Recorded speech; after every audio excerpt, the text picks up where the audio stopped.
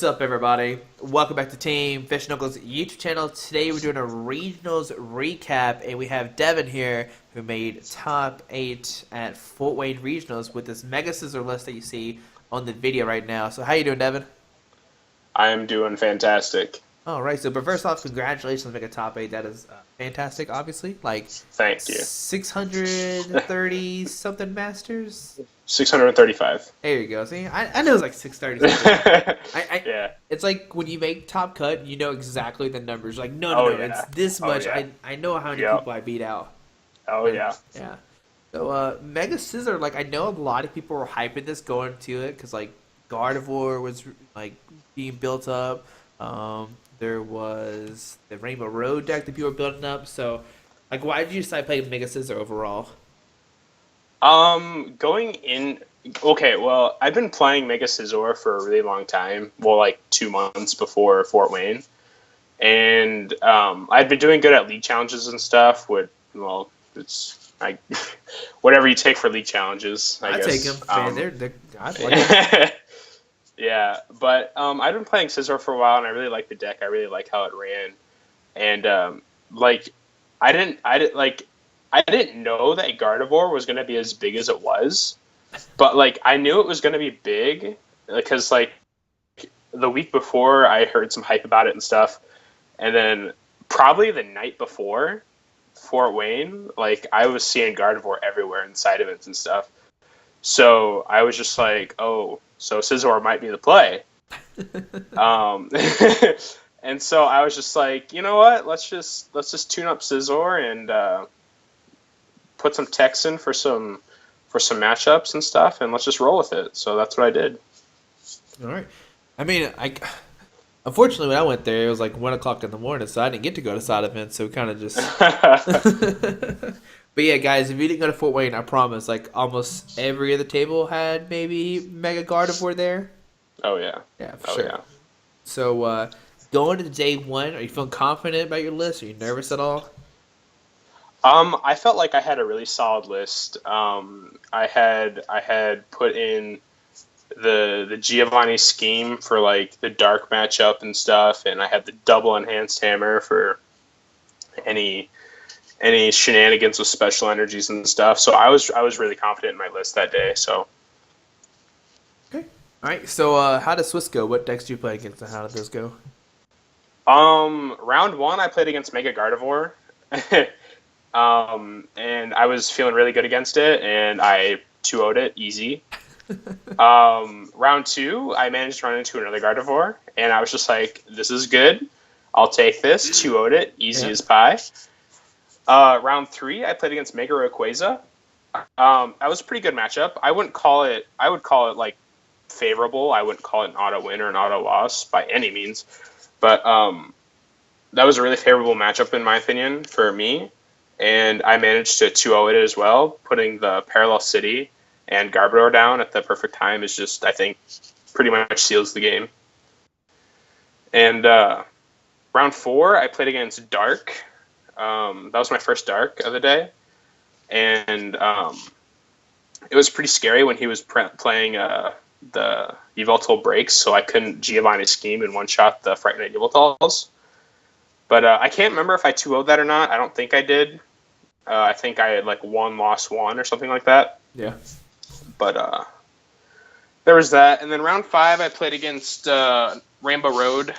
I wouldn't call that an auto loss for Rainbow Road, but it's like a really bad matchup in my opinion. Like anytime he would attach a DCE to the bench or active, if I couldn't knock it out, I was like always have the E hammer in hand, and he would really struggle to find another DCE. And then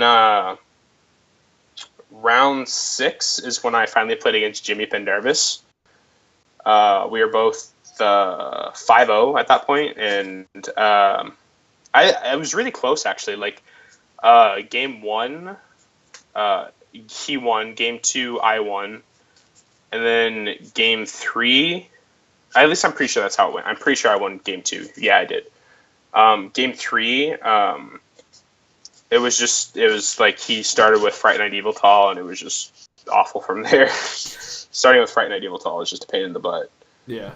But so I finally took the loss on that one, and then round 7 I played against Mega Gardevoir, and I was just like easy peasy pumpkin squeezy. 2-0'd it, and then round 8 I played against another Gardevoir. But that one was Nick Robinson's, so I was glad I got to 2-0 the former national champion, so that was pretty good. Yeah. Yeah. So what are you gonna say? Were you gonna say something? I was gonna say so far out of like 8 rounds, like 4 is like Mega Gardevoirs, like. yeah, it was, yeah. And then round 9 I played against Yveltal Bisharp.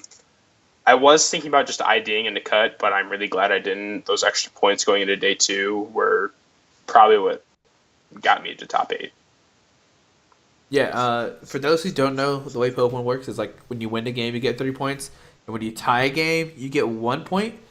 But I think you only need like 21 to make day 2, and at that point, I think you're like, what, 24 points? Yeah, I went into day 2 24 points. Yeah, so. With a record of 8-1 going into day 2. Yeah, so. Now, I want to talk about Jimmy's game real quick. Like, what, like, did he just play differently than like the other Dark players, or was like his deck just built differently that like gave you a hard time? I think what it came down to there was that he is just really skilled at the game. He knows, I think he just knows how to work certain matchups. Mm-hmm. But he always had the play where he would like Lysandre a Scizor with no energy on it, and I would have to like bank on having the Escape Rope in hand. Otherwise, I couldn't Float Stone it out or anything because I had no other way of switching. Yeah. And he would just leave the Fright Night Evil Tall active. And then I would have to hope I could get Garb in play soon or have an Escape Rope for that. But, yeah, I'm not really sure. I think he played double Enhanced Hammer too, so that was kind of annoying for my Shield energies. So I think it just came down to him being a really skillful player and knowing how to manipulate Fright Night Evil Tall. Okay. All right. So that night, 8-1, already 24 points. You need, I think, like 31 or 32 to make top 8. So how'd you feel going to bed? Are you good? What's that? You're good. 30. Okay. 31 points was guaranteed top 8. So and then how I felt going to bed that night. Yeah. I couldn't sleep at all. I was just like, I was shaking. Like, this is the first time I'd ever topped a regionals. Like, this was just, it was great. It was, like, I don't know how to explain it, but just like topping a regionals for the first time is just a new experience in my opinion. And then even going as far as getting top 8 was just unbelievable. Oh yeah, for sure. I agree with that 100%. So day 2, what were your matches? Like, how'd it go? Going into day 2, round 1, I played against Rainbow Road. Game 1, I had a really good setup, and I think he did too. But I was just able to, or he wasn't able to hit a Max Elixir to get like the turn 1 like Rainbow Force. And so I was just able to Lysandre his Xerneas's and just take him out. So that's how I won game 1. Game 2, I dead drew, and he managed to steal a game. And then game 3, I think it just came down to the same thing, is that I don't think he could hit a Max Elixir at all, and I was just able to Lysandre his Xerneas's and take down his main attackers. All right. So now what? We're 9-1, 27 points, almost there. Yep, almost there. And then I get matched up with Jimmy Pendarvis again. So I wasn't feeling good about the matchup. I knew from day 1 that he was insane with that dark deck, and but there was something different. But because I managed to win game 1. Oh. Because he was attaching DCEs first, and I managed to have like all my enhanced hammers I needed to get those stupid things off the board. So, so that's how I win game one, I'm pretty sure. And then I think the Giovanni scheme actually came into play once that game to knock out a Fright Night Yveltal. And then game two, it's just that whole thing with manipulating the Fright Night Yveltals. That in game three as well. He just stole it from me with the Fright Night Yveltals. Those are a pain to deal with. Yeah, I'd agree. That 60-60 is just like really strong. Yeah, for sure. And then round 12, I got the misfortune of finally playing against my first Volcanion of the weekend. So that game was also streamed, so I just got to get embarrassed in front of I just got to get embarrassed in front of the world. So I think we all know how that matchup went. So I don't even have to explain that. Yeah, it's just like it's just like your Guardian versus Scizor matchups. You know, pretty much. That's what it is. Yeah. And then round 13, I played against the really weird Gardevoir deck, the one with the Brilliant Arrow and Despair Ray all in one deck, with max elixirs and all that jazz. And again, it was Mega Gardevoir, and I still 2-0'd it. Yeah, true. And then round 14, I knew that I was 10-3-1 and 31 points was guaranteed. And I ID'd to Wesley Hollenberg playing Zygarde Carbink to make top 8. All right. So going to top 8, you realize you're getting paired against your Ninja. How do you feel about that matchup? Yep. Well, testing in weeks before coming to Fort Wayne, I felt that the matchup was pretty like 40-60 in a way. Like, I don't think Scizor has a good matchup against it, but I don't think it's awful. Yeah. But what really threw me off is that he was playing 4 Faded Town, and I don't think I was expecting that at all. So he put me in weird positions where, well, this was game 2, or well, game 1. Just the being able to stream Greninjas and Greninja Break. Like, I got the turn 2 Garb both games, but that doesn't even matter because just being able to stream, like, fat Greninjas just with a 170 HP for only 1 prize, it's too good.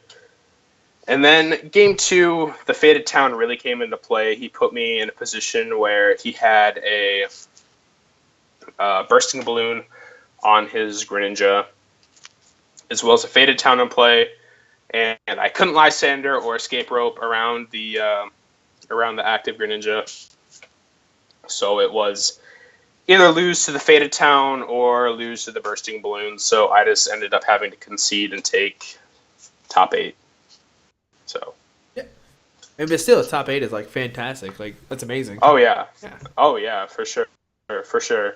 I wasn't complaining at all. I was like going into the tournament, I was shooting for top 64. And coming out with a top 8 is just icing on the cake. Oh, yeah. So, congrats once again, yeah. Thank you. Yeah, you're welcome. Now, I know the one thing about your deck list that you really didn't talk a lot about is the Shield Energy. And I know a bunch of people are probably going to ask about this. So, why did you decide to play the Shield Energy in your deck?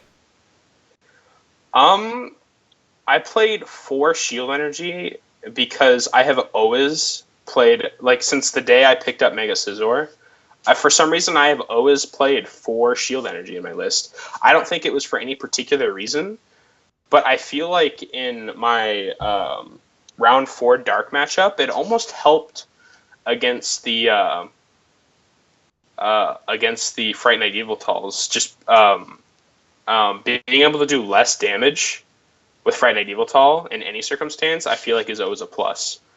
But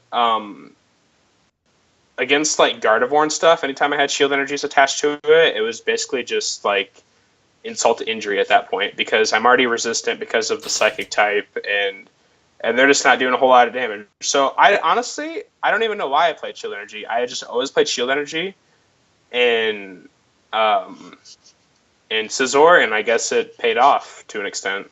Yeah. I mean, I guess you could say in terms of Fright Night hit from a 4-shot to a 5-shot. Yeah, yeah. So, So it can help in in certain circumstances. If you need to play 4, I don't know. I played 4 and it seemed to work out, I guess. yeah. I know when me and Pablo are commentating your game, we're like, if you have Shield Energy and a Verbic City gym, I mean, not Verbic City, Parallel City, Volcanion EX can't one-shot you if Garb's on the field. So we were like, maybe that's why he plays them. Yeah. You know, going into the event, I was just like, you know, we're just gonna take the auto loss to Volcanion, and it seemed to pay off because I only ran into one Volcanion that entire weekend. So Yeah. I guess I'll take my one loss there. That's true. Yeah, I'll take it too if I only play once. Now I guess the next question we're going to ask is talk about how you have Garbodor and you played against Greninja Volcanion, and even though you have Garbodor, it doesn't really help too much against Greninja. And obviously Volcanion is just an auto loss. Did you ever feel like you wanted to cut the Garbodor and just play like straight Mega Scizor instead? No, because Garbodor is, in my opinion, very versatile to when you need it and when you don't. Because like if you don't need it in a certain game, just don't get it out. And when you do, like against Rayquaza, because that I think the Garbodor parallel is what won me the Rayquaza matchup. Because just like if you slap them with a parallel Garbodor, there's no responding to that. Yeah. So I just think the 2-2 Garbodor was pretty good. So and especially against Gardevoir as well, or even Rainbow Road. Like, I mean, hitting them with a parallel Garbodor, I mean, in my opinion, there's really no responding to that. Okay. All right, I can see it. Now, overall, your list, would you make any changes to it if you could? I don't think so. I think my list, to me, was pretty decently well built. I don't think I would change anything. I think I piloted it well. Obviously took the auto loss to Volcanion, but that happens. But yeah, I don't think I changed anything about it. Yeah, and I think the thing like with Pokemon nowadays is like every single deck has like an auto loss. Like you talk about a Guardy, you just beat it every time. Oh yeah. Yeah, I think so. I think right now Pokemon, you just have to accept that one auto loss and just don't overtech for it. So, Yep. Now, Absolutely. I know that some people, when they think Mega Scizor, they think Crushed Hammer. Why did you opt not to play it?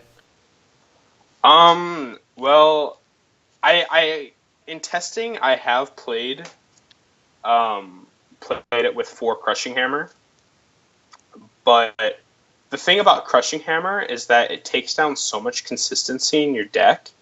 I feel like I would always start with like in testing. I feel like I would always start with like a Scizor and like a couple of energies, maybe like a Trubbish or something, and I feel like the rest of my hand would be Crushing Hammers. So I was just like, this is really annoying to have on the first turn of the game.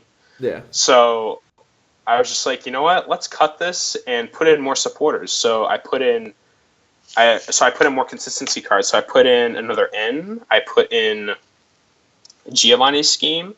I put in an extra Parallel City and an extra Enhanced Hammer. Okay. All right. Now, you talk about supporter cards, and I think the only one that people might ask about is Ranger to beat, like, Regice. Did you ever consider playing Ranger at all? Absolutely. I thought about playing Ranger a ton because I didn't know how much Vileplume box was going to be there. But what it came down to was, okay, so if I Ranger, I'm already item locked, so I have to draw into Ranger, right? Yeah. So, and let's say they're hitting me with, like, I don't know, Regice. So they're hitting me with Regice, I can't do anything about it. I Ranger, I get 1 knockout, okay? And then they bring up another Regice, assuming it's already powered up, because I'm not doing anything for a turn. And I still can't do anything against that other Regice. So I feel like if you Ranger once, that's great. You get a knockout. But what are you going to do the rest of the game? You can't versus Seeker. And well, assuming if you got like a turn one Trubbish Float Stone, maybe I could see. But in that matchup, I think I would just try to Lysandre stall for a turn. But I don't know. I guess I didn't have to deal with that, so I really couldn't tell you on if the Ranger would be worth it or not. Yeah, I mean, I know some people are gonna ask about the Ranger, but I think like the Open Box wasn't really a threat anymore, especially since I knew McGearn is illegal, stuff like that. So yeah, yeah, and even if I did play against Vileplume Box, if they played the Magearna, well, if they were hitting me with like Glaceon or something like that, Glaceon doesn't take away, or Glaceon only prevents damage. It doesn't prevent the effects of the attack. So I can discard Special Energy on Glaceon, assuming if they don't have a Magearna in play. that's true. But yeah. All right. Now, championship point wise, what are you sitting at right now? Championship points, I am at 107 out of 500. Okay, all right. Now, do you think the 500 is doable, or you think like it's like a super hard task to do? Oh, dude, I was trying last year, and even last year was 300, and this year's 500. But I mean, I don't know. Like, I guess I wasn't really as competitive last year, I guess you could say. Like, I went to events, but I don't think I like tried to like get all the meta decks out and just like, you know. Yeah. But after getting top 32, I was just like, man, I should try to go for a Worlds invite this year. But I don't know. I think the 500 is very doable, but it's gonna take a whole lot of work. But I guess we'll just have to see. That's true. I kind of understand what you mean too, because like I didn't like want to start going for my Worlds invite as well until I hit like top 32, and I was like, all right, this feels kind of cool. Like maybe we'll do it, kind of thing. So yeah. Yep. All right. Now, is there any like what regionals you can go to next? Do you know of? We're gonna have to see, I guess. I was talking about Dallas, maybe hitting up Dallas, but I don't know. I just we'll see, I guess. It's just what my parents want to do. Oh yeah. They support me in Pokemon, but sometimes the traveling gets to be pretty expensive and stuff. So. Oh yeah, I totally understand. I understand that for sure. So. Yeah. So we'll just have to see. All right, sounds good. Well, man, do you want to give any shout-outs to anybody before we head out? Shout out to the whole Gamers Link in Waverly, Iowa. We're a pretty good team down here in small town Waverly, Iowa. So yeah, shout out to all those guys. They helped me test. They helped me perfect the deck and help me take out the Pokemon Ranger the night before. So. Ended up paying out. You did playing against Vileplume. So yeah. Yep. All right, man. Well, thank you so much for doing this interview, and good luck on 500 points this year. I know it's like a very hard task, but hopefully this League Cup's coming up. It makes it like easier. Oh yeah, for sure. Hopefully, get some information on that. That's the big mystery right now. Where's the League Cup at? Yeah. But yeah, man. Thank you one more time for doing this. Congrats on making top 8, guys. Hope you enjoyed this video. Thanks for watching. Hope you learned something new about the Mega Scizor deck. Maybe you'll play it at the Dallas regionals coming up, because it's basically still the same set, if I remember correctly. Oh, yeah. Yep. Yeah. All right, guys. Have a great day. Alrighty. Bye. All right, guys. I just want to give a quick shout out to our 3 sponsors, 60 Cards, Yeti Gaming, and the Pokemon Company International. Links to everything will be down below in the description. Thanks for watching. Have a great day. Alrighty.